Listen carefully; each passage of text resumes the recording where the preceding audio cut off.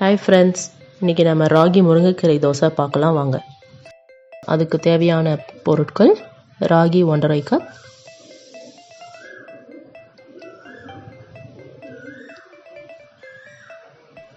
அரிசி மாவு ஒரு 4 ஸ்பூன் எடுத்துக்கோங்க,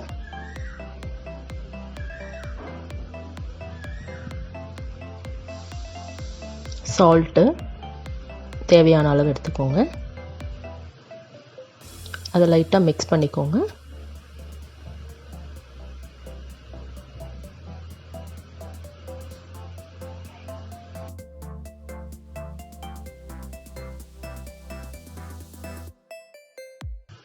இப்போ ஒரு பெரிய அகல பாத்திரத்தில் அதை நம்ம ட்ரான்ஸ்ஃபர் பண்ணிக்கிறோம். மிக்ஸ் பண்ணிவிட்டு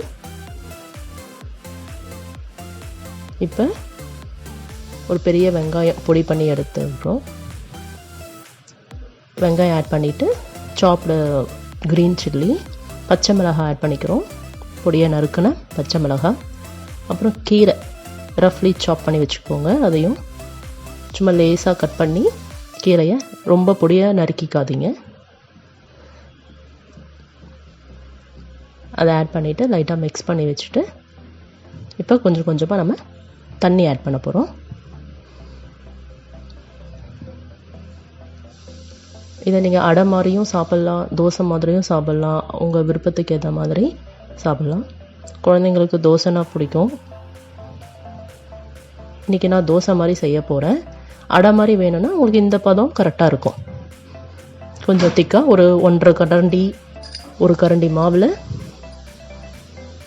நீங்கள் அடை மாதிரி ஊற்றி எடுத்துக்கலாம். அடைக்கு கொஞ்சம் எண்ணெய் விட்டு, கொஞ்சம் அதிகம் எண்ணெய் பிடிக்கும். தோசை மாதிரினா கொஞ்சம் எக்ஸ்ட்ரா தண்ணி ஆட் பண்ணிக்கோங்க. நல்லா இந்த மாதிரி ஒரு தோசை மாவு கன்சிஸ்டன்சிக்கு நீங்கள் கலந்து பார்த்துக்கோங்க. கட்டி இல்லாமல் நல்லா கலந்துக்கோங்க. ஒவ்வொரு வாட்டியும் தோசை ஊற்றும் போதும் நீங்கள் இந்த மாதிரி கலந்து தான் ஊற்றணும்.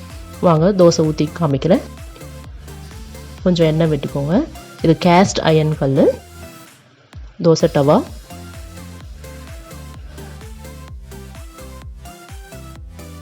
இப்போ ரவுண்டாக மேலே ஓரத்தில் இருந்து ஊற்றிட்டு அப்புறமா சென்டரில் இந்த மாதிரி ஊற்றிக்கோங்க. நீங்கள் கோதுமை தோசை, ரவை தோசைலாம் ஊற்றுற மாதிரியே தான் இதுவும்.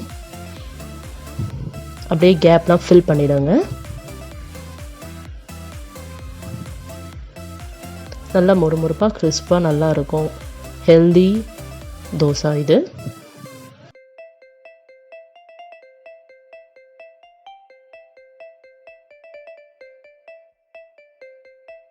எண்ணெய் ஒரு 1/2 கரண்டி எண்ணெயாவது தேவைப்படும், விட்டுக்கோங்க.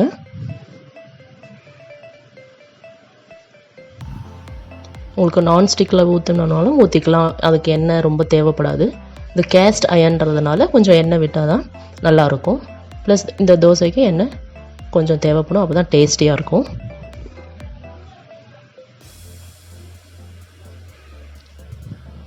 இந்த மாதிரி மூடி போட்டுட்டிங்கன்னா கொஞ்சம் வெங்காயம் இதெல்லாம் நல்லா வெந்திருக்கும். ஒரு 2 நிமிஷம் மூடி போட்டு அதுக்கப்புறம் நான் இப்போ திருப்புறேன். இந்த மாதிரி திருப்பி போட்டு ஒரு 2 நிமிஷம் இருந்தால் போதும்.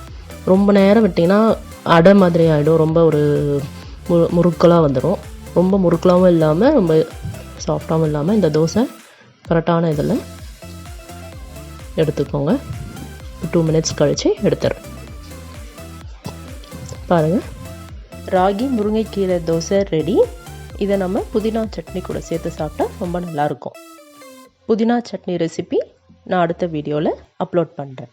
Please like, share and subscribe to the Asian recipes channel and click the bell icon.